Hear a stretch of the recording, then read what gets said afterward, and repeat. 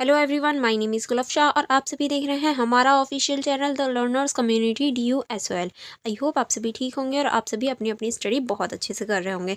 देखिए, आज की जो हमारी वीडियो होने वाली है वो BA प्रोग्राम सेमेस्टर 1 की होने वाली है। सेमेस्टर 1 में जो आपकी हिंदी है, हिंदी औपचारिक लेखन, हिंदी बी। देखिए, ये जो आपकी हिंदी भी है, आज मैं इस क्वेश्चन पेपर को डिस्कस करने वाली हूँ। ये पूरा ही क्वेश्चन पेपर है आपके सामने और विद आंसर दिखाने वाली हूँ, यानी इन क्वेश्चंस का आंसर क्या होगा, क्या आंसर लिखेंगे आप, ये सारी चीज़ें हम देखेंगे। क्योंकि देखिए, सोल में जो क्वेश्चंस होते हैं वो रिपीटेड होते हैं, इसीलिए आपको क्वेश्चन के साथ साथ आंसर भी पता होने चाहिए कि आखिर आपको लिखना क्या होता है।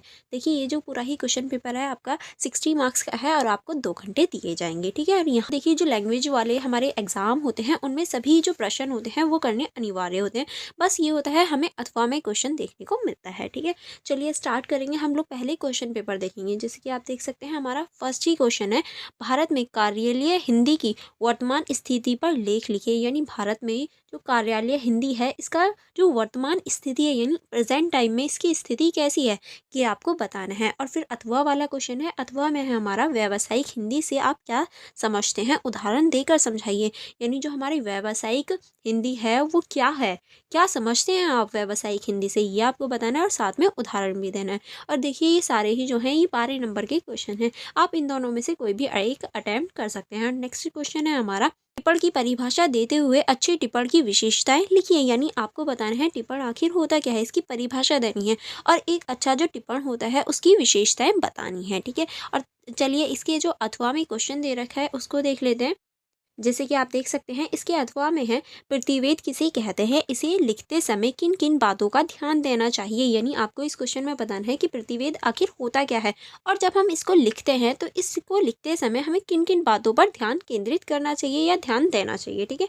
नेक्स्ट क्वेश्चन है हमारा, किसी सरकारी कार्यालय में लिपि की नौकरी हेतु स्ववृत्त तैयार कीजिए। यानी जो कार्य, यानी देखिए, किसी भी सरकारी ये जो कार्यालय होते हैं उसमें लिपि की जो नौकरी होती है उसके लिए आपको स्वरित तैयार करना है, ठीक है। इसके अथवा में एक और क्वेश्चन है, सूचना का अधिकार अधिनियम किसे कहते हैं, इसके प्रमुख बिंदुओं पर प्रकाश डालिए। यानी जो सूचना का अधिकार अधिनियम है जो कि हमारे संविधान के अनुच्छेद में दिया गया है उसके बारे में आपको बताना है और इसके जो प्रमुख बिंदु हैं, यानी इसके अंतर्गत किन किन बातों को लिया गया है वो आपको बताना है।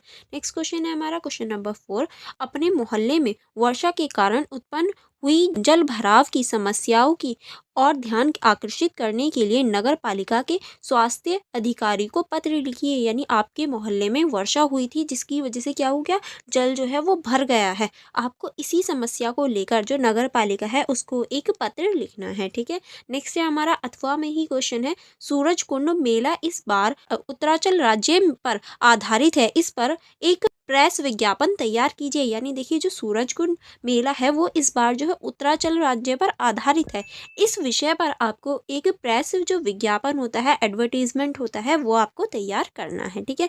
चलिए नेक्स्ट क्वेश्चन की तरफ चलेंगे। नेक्स्ट क्वेश्चन है हमारा क्वेश्चन नंबर 5। देखिए, यहाँ कुछ पॉइंट्स से रखें लेकिन आपको किन्हीं दो पर आंसर लिखना है। देखिए, पहला है हमारा अर्ध सरकारी पत्र। यानी जो अर्ध सरकारी पत्र होते हैं वो आपको बताने हैं। नेक्स्ट है हमारा प्रारूपण की विशेषताएं, कि प्रारूपण की क्या विशेषताएं होती हैं। नेक्स्ट है हमारा विज्ञापन, विज्ञापित का महत्व, यानी जो विज्ञापित है उसका क्या महत्व है। नेक्स्ट है हमारा कार्यालय हिंदी का स्वरूप, यानी जो कार्यालय हिंदी है इसका क्या स्वरूप है, ठीक है। आप, आई होप आपको सारे ही क्वेश्चन समझ में आ गए होंगे। अब हम देखेंगे इनका 1 बाय 1 सोल्यूशन। यानी देखिए, जो हमारा फर्स्ट ही क्वेश्चन था वो था, भारत में कार्यालय हिंदी की वर्तमान स्थिति पर लेख लिखिए। यानी भारत में अब प्रेजेंट टाइम में जो कार्यालय हिंदी है उसका क्या स्थिति है या उसकी क्या भूमिका है, ठीक है। तो हम पहले परिचय से स्टार्ट करेंगे। भारत में बहुभाषाई देश है जहाँ अनेक भाषाएं और बोलियां बोली जाती हैं। जैसे कि आप लोगों को भी पता है, भारत जो है वो एक बहुभाषाई देश है और यहाँ अनेक बोलियां का यूज़ किया जाता है या बहुत सारी बोलियां बोली जाती हैं। हिंदी जो कि भारत की राष्ट्रीय भाषा है का कार्यालय उपयोग विशेष महत्व रखता है। कार्यालय हिंदी का आश्रय सरकारी और गैर सरकारी संस्थाओं में हिंदी भाषा का प्रयोग करना है। यानी देखिए, जो हिंदी भाषा है वो हमारी राष्ट्रीय भाषा है और हिंदी का जो कार्यालय उपयोग है वो सरकारी और गैर सरकारी जो संस्थानों में हिंदी का प्रयोग होता है उससे है। ये न केवल संचार का माध्यम है बल्कि यह प्रशासनिक कार्यों को सुगम बनाने में भी सहायक होता है। ये जो भाषा है ये सिर्फ हमारी संचार की भाषा नहीं है, बल्कि जो प्रशासनिक कार्य होते हैं उसे भी सुगम और सरल बनाने का कार्य करता है। इस लेख में हम भारत में कार्यालय हिंदी की वर्तमान स्थिति, इसके महत्व और चुनौतियों पर चर्चा करेंगे। चलिए फिर देख लेते हैं कार्यालय हिंदी का क्या महत्व है। तो पहले हम देखेंगे संचार का माध्यम, किस तरह से कार्यालय में हिंदी का प्रयोग संचार के लिए एक महत्वपूर्ण माध्यम है। यह सुनिश्चित करता है कि सभी कर्मचारियों और अधिकारों को एक सामान्य भाषा में संवाद कर सके। यानी देखिए ये जो है ये सुनिश्चित करने का कार्य करता है कि जितने भी कर्मचारी हैं वो सभी एक लैंग्वेज का यूज़ कर सकें और पर्टिकुलर जो संवाद है वो आसानी से हो पाए। क्योंकि हर कारीगर या ये कहें हर जो नौकरी कर रहा है वो अलग अलग लैंग्वेज बोलेगा तो कैसे काम चलेगा, तो इसीलिए हम हिंदी का चयन कर सकते हैं। नेक्स्ट अब हम देखेंगे सरकारी नीतियाँ, किस तरह से भारतीय संविधान के अनुच्छेद 343 के अनुसार हिंदी को राजभाषा के रूप में मान्यता दी गई है।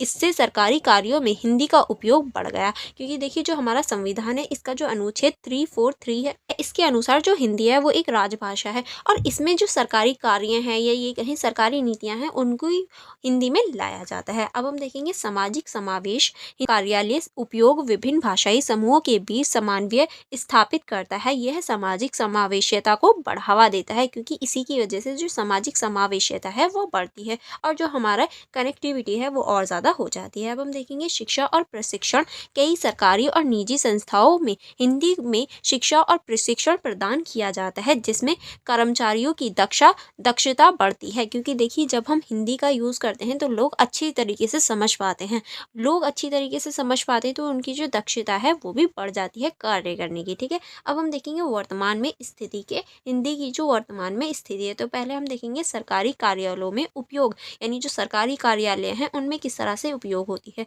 भारत में विभिन्न सरकारी कार्यालयों में हिंदी का उपयोग बढ़ता जा रहा है। केंद्रीय और राज्य स्तर पर कई भागों ने अपने कार्यों को हिंदी में करने की दिशा में कदम उठाया है। क्योंकि अब जो हमारे राज्य हैं और केंद्र है उसमें बहुत सारी ऐसे विभाग हैं जो अब हिंदी में कार्य कर रहे हैं या फिर हिंदी को बढ़ावा दे रहे हैं। ठीक है, नेक्स्ट आप इसमें लिखेंगे सरकारी दस्तावेजों, नोट्स और अधिसूचनाओं को हिंदी में प्रकाशित किया जाता है। क्योंकि हमारे जो सरकारी दस्तावेज होते हैं, नोट्स होते हैं, अधिसूचनाएं होती हैं, उन्हें सभी पढ़ पाएँ, इसी वजह से हिंदी में उन्हें प्रकाशित किया जाता है। अब हम देखेंगे शिक्षा संस्थान, किस तरह से भारत में कई विश्वविद्यालयों और कॉलेजों में हिंदी भाषा की पढ़ाई को प्राथमिकता दी जा रही है। इसमें नई पीढ़ी में हिंदी भाषा के प्रति रुचि बढ़ रही है। इसके अलावा कई स्थानीय हिंदी माध्यम से पाठ्यक्रम भी चला रहे हैं। क्योंकि देखिए जो हमारी संस्कृति दिन ब दिन बदल रही है उससे हम जो पश्चिमी चीज़ें हैं उनकी तरफ आकर्षित होते हैं।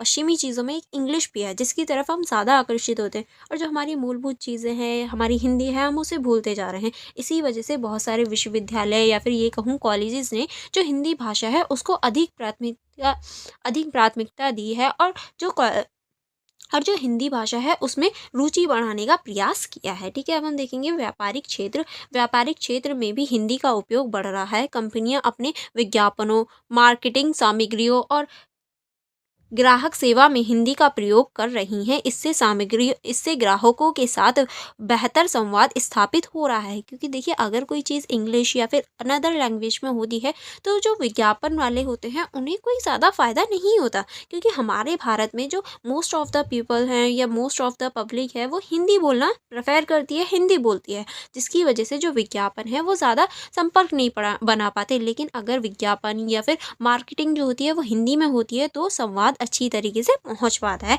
लोगों के पास तक। ठीक है, अब हम देखेंगे तकनीकी विकास कि किस तरह से तकनीकी विकास में भी हिंदी का प्रयोग हो रहा है। इसके अंतर्गत आप लिख सकते हैं डिजिटल युग में इंटरनेट और सोशल मीडिया प्लेटफॉर्म पर भी हिंदी का उपयोग बढ़ रहा है। ब्लॉग, वेबसाइट और ऐप्स में हिंदी भाषा का समावेश हो रहा है जिससे युवा पीढ़ी में को अपनी मातृभाषा में जानकारी प्राप्त करने का अवसर मिल जाता है। यानी देखिए पहले ब्लॉगिंग हो गई या फिर वेबसाइट हो गई या फिर ऐप्स हो गए, उनमें कहीं भी हमें हिंदी देखने को नहीं मिलती थी।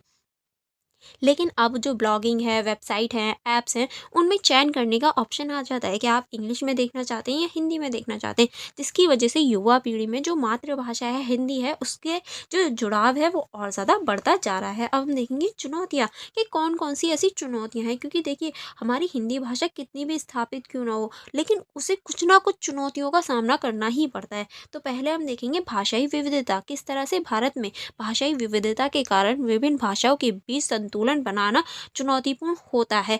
इसे कई लोग अपनी मातृभाषा को प्राथमिकता देते हैं, क्योंकि देखिए हमारा भारत जो है एक विविधतापूर्ण भाषा वाला देश है। बहुत सारी भाषाएँ बोली जाती हैं, जिसकी वजह से संतुलन बनाना कभी-कभी चुनौतीपूर्ण हो जाता है, क्योंकि सभी लोग जो होते हैं वो अपनी ही मातृभाषा को प्राथमिकता देते हैं। नेक्स्ट अब हम देखेंगे शिक्षा प्रणाली। शिक्षा प्रणाली में हिंदी भाषा की गुणवत्ता को सुधारने की आवश्यकता है। यदि शिक्षक स्वयं हिंदी को सही तरीके से नहीं पढ़ते हैं, तो छात्रों पर इसका प्रभाव पड़ता है। यानी देखिए अगर टीचर ही हिंदी का जो उच्चारण है या हिंदी का जो बोल रहा है वो गलत तरीके से बोल रहा है या गलत तरीके से पढ़ रहा है, तो छात्र भी गलत ही सुनते हैं या पढ़ते हैं। ठीक है। अब हम देखेंगे प्रशासनिक बाधाएं। कई बार सरकारी दस्तावेजों और प्रक्रियाओं को अंग्रेजी में ही प्राथमिकता दी जाती है। इससे कार्यालयीय हिंदी का प्रभाव कम हो जाता है, क्योंकि कभी-कभी ऐसा होता है जो सरकारी दस्तावेज होते हैं उन्हें हिंदी की जगह अंग्रेजी में ही प्राथमिकता दी जाती है कि वो चीज़ अंग्रेजी में ही होनी चाहिए, जिसकी वजह से हम कह सकते हैं जो हिंदी है उसकी जो प्राथमिकता है वो कम हो जाती है। नेक्स्ट अब हम देखेंगे संसाधनों की कमी।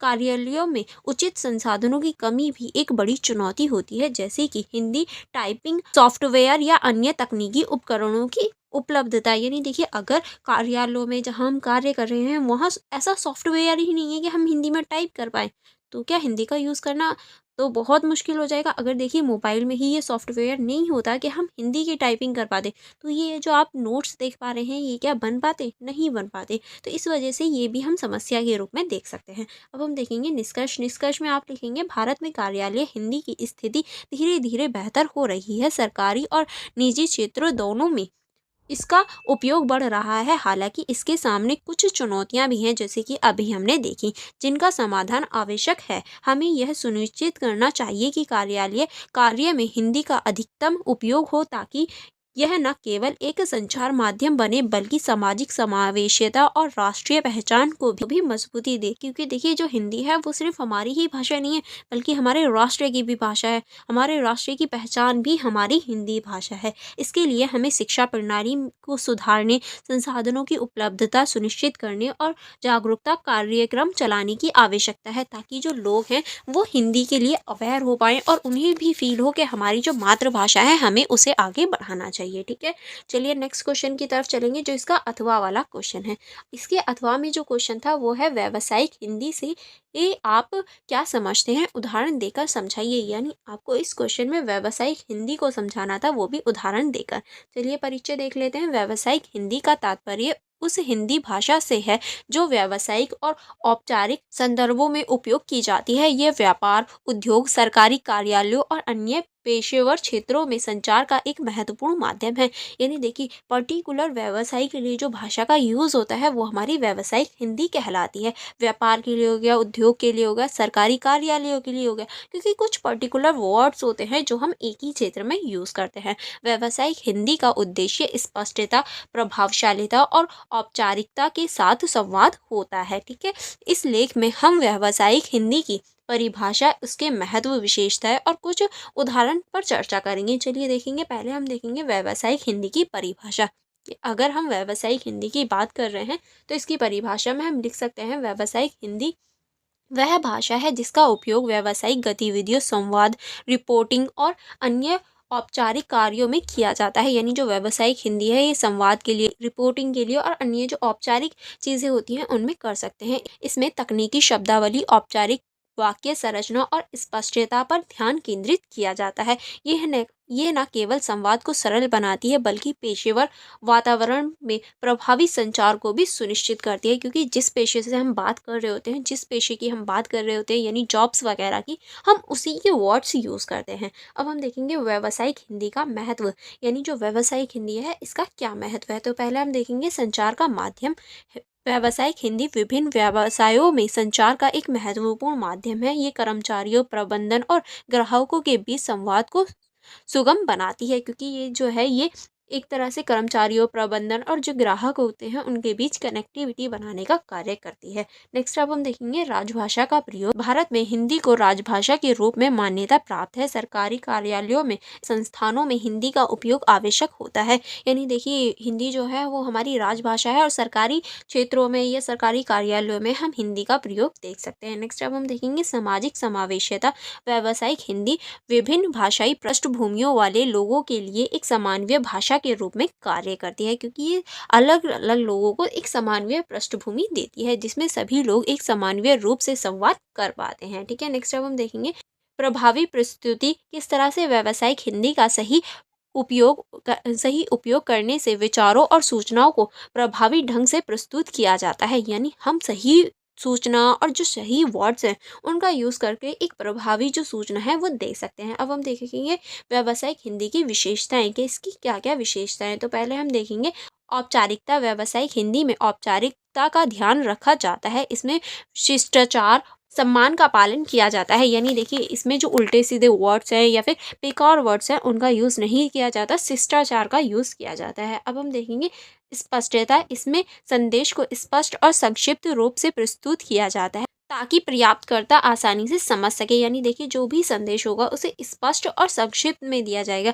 ताकि जिसे भी वो संदेश मिल रहा है वो आसानी से उसे समझ ले। अब हम देखेंगे तकनीकी शब्दावली। व्यावसायिक हिंदी में तकनीकी शब्दावली का प्रयोग किया जाता है जो विशेष क्षेत्र में संबंधित होती है। यानी इसमें जो हमारी तकनीकी शब्दावली है हम उसका यूज़ कर सकते हैं। ठीक है, चलिए आगे बढ़ेंगे। आगे अब हम देखेंगे संरचना। संरचना किस तरह से व्यावसायिक लेखन में वाक्य संरचना और व्याकरण का सही उपयोग आवश्यक होता है ताकि वाक्य संरचना है और जो व्याकरण है वो सही प्रयोग हो सके, क्योंकि अगर इसकी वाक्य संरचना या व्याकरण सही नहीं होता तो हम इसे एक व्यावसायिक हिंदी के रूप में नहीं देख सकते। अब हम देखेंगे इसके उदाहरण। उदाहरण में पहला आप लिखेंगे व्यावसायिक पत्र। किस तरह से व्यावसायिक पत्र एक औपचारिक दस्तावेज होते हैं जिसका उपयोग कंपनियों के बीच संवाद करने के लिए किया जाता है। उदाहरण के लिए रूप में एक लीव एप्लीकेशन है जो कि हम औपचारिक पत्र के रूप में देख सकते हैं। जैसे कि अगर हम इसे लिखेंगे तो सेवा में प्रध्यक ऐसे करके ही तो लिखेंगे। फिर उसके बाद में अगर हम इसमें लिखेंगे XYZ कंपनी, यानी कंपनी का नाम जो भी होगा, फिर दिल्ली यानी एड्रेस पूरा, फिर विषय क्या है हमारी नई उत्पादन श्रृंखला के बारे में जानकारी देना। महोदय के बाद में अब हम लिखेंगे हम आपको सूचित करना चाहते हैं कि हमारी कंपनी ने हाल ही में एक नई उत्पादन श्रृंखला लॉन्च की है। श्रृंखला में उच्च गुणवत्ता वाले उत्पादन शामिल हैं जो आपके ग्राहकों की आवश्यकता को पूरा करेंगे। कृपया संलग्न दस्तावेज देखें, उसमें उत्पादन की जानकारी दी गई है। ठीक है, ये हमारा देखिए बिल्कुल पॉइंट टू पॉइंट बात की जा रही है, बिल्कुल भी बातें नहीं घुमाई जा रही हैं। ठीक है, आपकी प्रतिक्रिया की प्रतीक्षा रहेगी, यानी आपके हम रिप्लाई का वेट करेंगे। धन्यवाद। भविदीय आपका नाम, आपकी की पदवी, यानी आप किस पद से बात कर रहे हैं, कंपनी का नाम, उस कंपनी का नाम क्या है और उस कंपनी में आपका पद क्या है। इस तरह से आप एक फॉर्मल लेटर लिख सकते हैं। ठीक है, चलिए आगे बढ़ेंगे। आगे अब हम नेक्स्ट क्वेश्चन की तरफ चलेंगे। ठीक है, नेक्स्ट क्वेश्चन है हमारा टिप्पण की परिभाषा देते हुए अच्छे टिप्पण की विशेषताएं लिखिए। चलिए इसको देख लेते हैं। टिप्पण की परिभाषा। टिप्पण एक संक्षिप्त विचार या प्रतिक्रिया होती है जो किसी विषय, लेख या घटना या विचार पर व्यक्त की जाती है। यानी देखिए टिप्पण जो है वो एक तरीके से प्रतिक्रिया होती है। टिप्पणी जो है वो किसी विशेष लेख या फिर घटना पर विचार व्यक्त की जाने वाली घटना है। यह किसी विशेष मुद्दे के बारे में लेखक या व्यक्ति की राय को संक्षिप्त में प्रस्तुत करती है। यानी कोई भी घटना हो सकती है, उस पर लेखक या कोई भी व्यक्ति अपनी राय दे सकता है। टिप्पण का उद्देश्य विचारों का आदान प्रदान करना, चर्चाओं को बढ़ावा देना या किसी विषय पर स्पष्टता प्रदान करना होता है। टिप्पण विभिन्न प्रकार के हो सकते हैं जैसे कि शैक्षणिक, व्यावसायिक या व्यक्तिगत। यानी देखिए जो टिप्पणी होती है उसमें एक व्यक्ति या फिर दो से अधिक व्यक्ति अपनी जो सूचना है उसका आदान प्रदान करते हैं, चर्चा करते हैं, और इसके जो मुद्दे हैं या फिर ये कहें इसके जो प्रकार हैं वो अलग अलग हो सकते हैं। जैसे कि शैक्षणिक हो सकता है, व्यावसायिक हो सकता है या व्यक्तिगत जीवन के बारे में भी हो सकता है, क्योंकि हम व्यक्तिगत चीज़ें भी तो शेयर करते हैं। तो एक जो अच्छी टिप्पणी होती है उसकी कुछ महत्वपूर्ण भूमिका या ये कहें कुछ विशेषताएं होती हैं। कौन कौन सी, पहले हम देखेंगे स्पष्टता। स्पष्टता किस तरह से, चलिए इसको देख लेते हैं। इसके अंतर्गत आप क्या लिख सकते हैं। देखिए अगर हम लोग जो बोल रहे हैं वो स्पष्ट ना हो, क्या वो अच्छी चीज़ है? वो तो समझ में ही नहीं आएगा, फिर क्या फ़ायदा। तो इसीलिए एक अच्छी जो स्पष्टता है वो होनी चाहिए। किस तरह से अच्छी टिप्पणी स्पष्ट और संक्षिप्त होना चाहिए। इसे पढ़ने वाले को तुरंत समझ आ जाना चाहिए कि लेखक क्या कहना चाहता है। उदाहरण के लिए, इस लेख में दिए गए आंकड़े स्पष्ट रूप से बताते हैं कि शिक्षा का स्तर बढ़ रहा है। यानी देखिए, अगर आपको यहाँ कुछ आंकड़े दिए जाएं और मैं ये कहूँ, ये स्पष्ट रूप से दिखा रहे हैं कि शिक्षा जो है उसका स्तर बढ़ रहा है, तो आपको पता चल रहा है कि एजुकेशन बढ़ रही है। तो देखिए, जो हमारी टिप्पणी होती है वो भी इसी तरीके से होती है, जो छोटी होती है और एक साथ जानकारी देने का कार्य करती है। अब हम देखेंगे सकारात्मकता। किस तरह से एक अच्छी टिप्पणी सकारात्मकता दृष्टिकोण रखती है। यह न केवल आलोचना करती है बल्कि समाधान भी प्रस्तुत करती है, जैसे कि इस समस्या का समाधान करने के लिए हमें सामूहिक प्रयास करने की आवश्यकता है। यानी ये आलोचना तो करती है, साथ में जो समस्या है उसका समाधान भी देती है। ठीक है, अब हम देखेंगे संभाव्यता। संभाव्यता टिप्पणी वास्तविकता पर आधारित होती है। इसमें तथ्यों और आंकड़ों का उल्लेख होना चाहिए ताकि यह विश्वसनीय लगे। उदाहरण के लिए, हालिया सर्वेक्षण के अनुसार 70% लोग इस मुद्दे पर सहमत हैं। देखिए, जो हमारी टिप्पणी होती है वो वास्तविकता पर आधारित होती है, उसमें तथ्य होने चाहिए। ऐसा नहीं हम कुछ भी बोल दें, नहीं।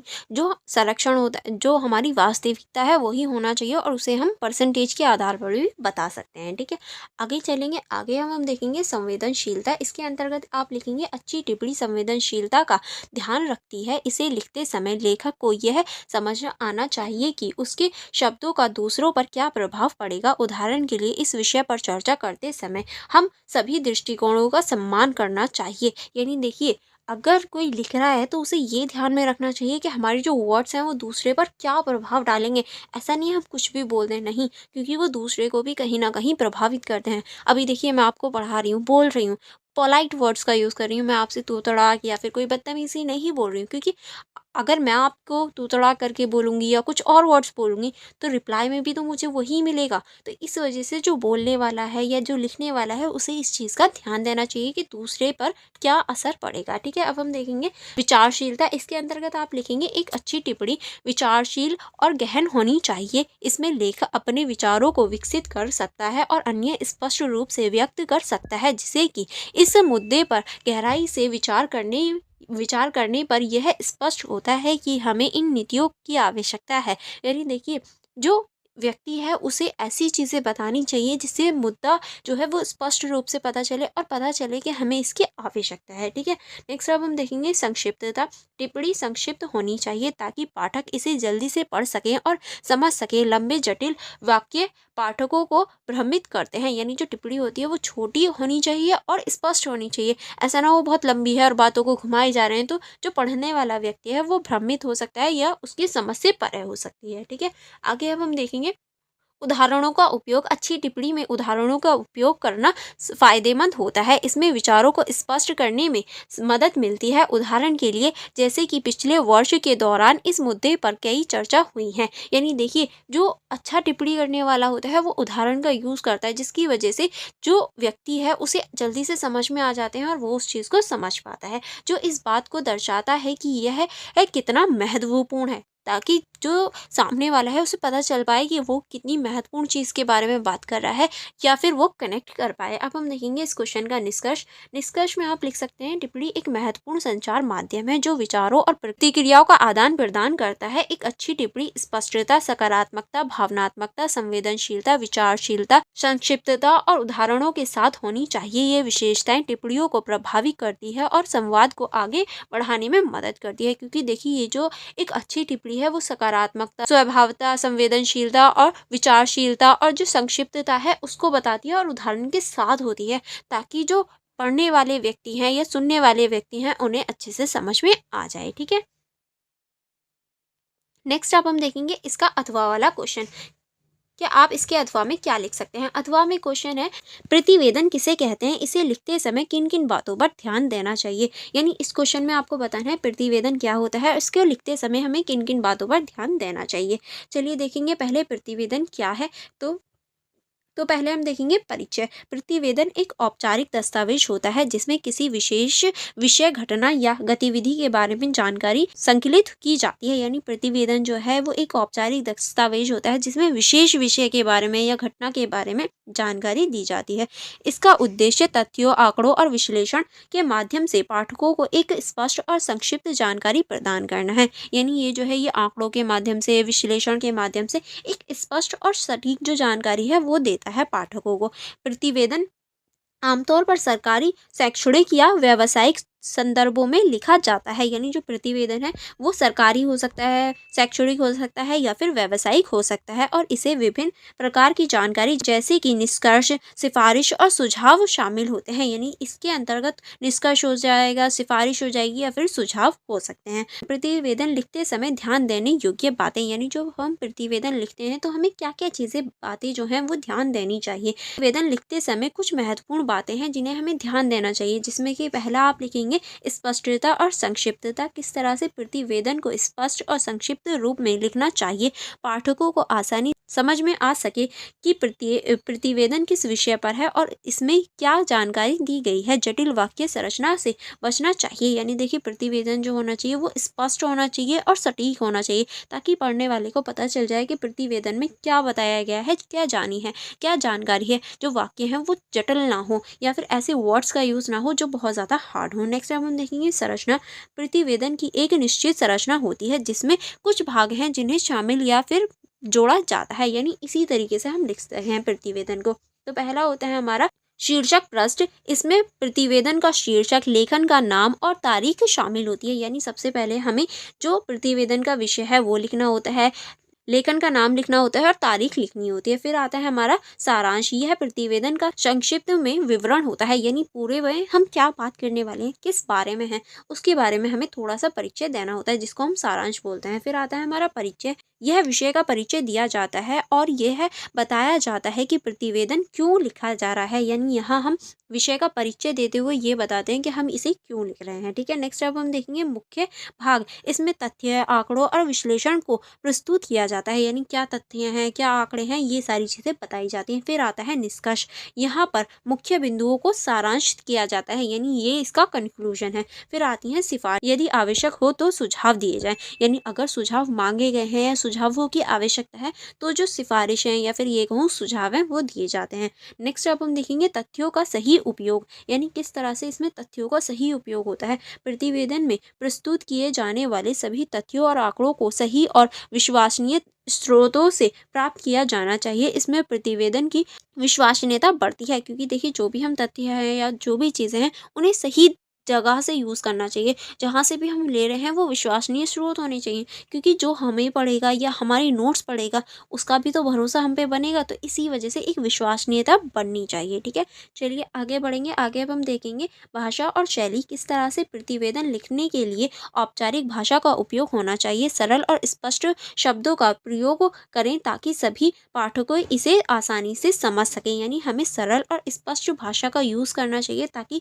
जो पढ़ने वाला है वो आसानी से पढ़ ले। जैसे कि अगर आप हमारे ये नोट्स देखेंगे तो आपको स्पष्ट और सरल भाषा में देखने को मिलेंगे, कि अगर आप एक ही बार इन्हें पढ़ेंगे तो भी समझ में आ जाएंगे। ठीक है, नेक्स्ट अब हम देखेंगे उदाहरणों का समावेशन। यदि संभव हो तो प्रतिवेदन में उदाहरणों का समावेशन करें। इससे पाठकों को विषय को समझने में मदद मिलती है। उदाहरण से विचारों को स्पष्ट करने में भी सहायक होती है। यानी देखिए जिस तरह से मैं आपको उदाहरण देती हूँ हर चीज़ का, उसकी वजह से क्या होता है, आप जल्दी से कनेक्ट कर पाते हैं और उस चीज़ को जल्दी से समझ पाते हैं। इसीलिए उदाहरण बहुत ज़्यादा इंपॉर्टेंट हो जाते हैं। ठीक है, अब हम देखेंगे समीक्षा और संपादन। किस तरह से प्रतिवेदन लिखने के बाद उसे ध्यान से पढ़ें और संपादित करें। इसमें व्याकरणीय, वर्तनीय और तथ्य गलतियों की जांच करें। एक अच्छी तरह से संपादकीय प्रतिवेदन अधिक प्रभावी होता है। यानी देखिए आपने लिख तो दिया, अब उसके बाद में एक बार उसे देखें कि कहीं आपने कोई गलती तो नहीं कर दी है, उस चीज़ की भी जांच भी करनी चाहिए। ठीक है, नेक्स्ट अब हम देखेंगे प्रस्तुति।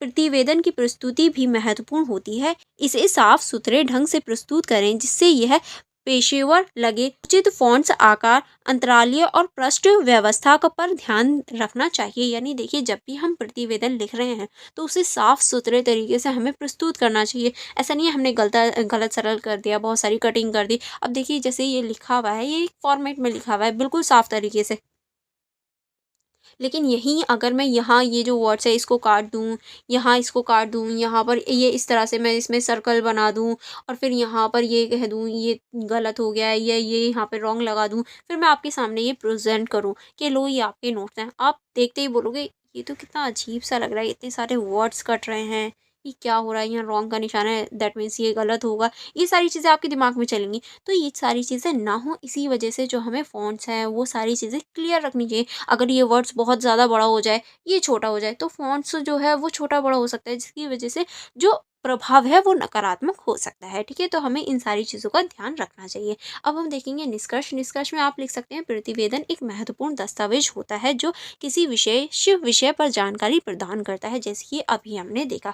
इसे लिखते समय स्पष्टता, संक्षिप्तता, संरचना, तथ्यों की सही उपयोग, भाषा और शैली, उदाहरणों का समावेशी समीक्षा एवं संपादक तथा प्रस्तुति पर ध्यान देना की आवश्यकता है। यानी इन सभी तथ्यों पर हमें आवश्यकता है ध्यान देने की, ताकि हम जब उसे प्रस्तुत करें तो वो साफ सुथरा हो। इन बातों का पालन करके एक प्रभावी प्रतिवेदन तैयार किया जा सकता है जो पाठकों के लिए उपयोगी है। और अगर हम इन सभी चीज़ों का ध्यान रखते हैं तो एक प्रभावी प्रतिवेदन देख सकते हैं आप अपने सामने। जैसे कि ये नोट्स हैं, आपके लिए बहुत ज़्यादा प्रभावी और उपयोगी है। क्यों? क्योंकि इन सारे ही नोट्स में भाषा का सही प्रयोग है, तथ्यों का सही प्रयोग है, कहीं कटिंग नहीं है, साफ सुथरा है, जिसकी वजह से आप इन्हें अच्छे से देख पाएंगे और पढ़ पाएंगे। आई होप आपको ये सारे ही क्वेश्चन समझ में आ गए होंगे। इससे आगे की जो क्वेश्चन है वो हम सेकंड वीडियो में कवर करेंगे। ओके।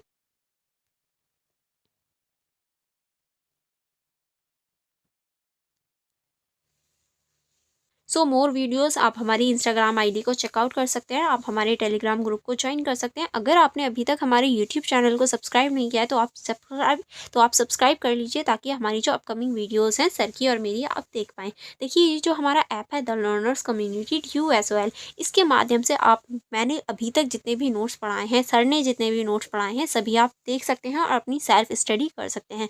और इस ऐप में सिर्फ आप सेल्फ स्टडी ही नहीं, बल्कि ये सारे ही फीचर्स भी देख पाएंगे जो कि आपकी स्टडी को और भी ईजी और अच्छा बना देंगे। तो आप इस ऐप को डाउनलोड करना मत भूलिएगा। चलिए फिर मिलेंगे हम नेक्स्ट वीडियो में। Thank you for watching everyone.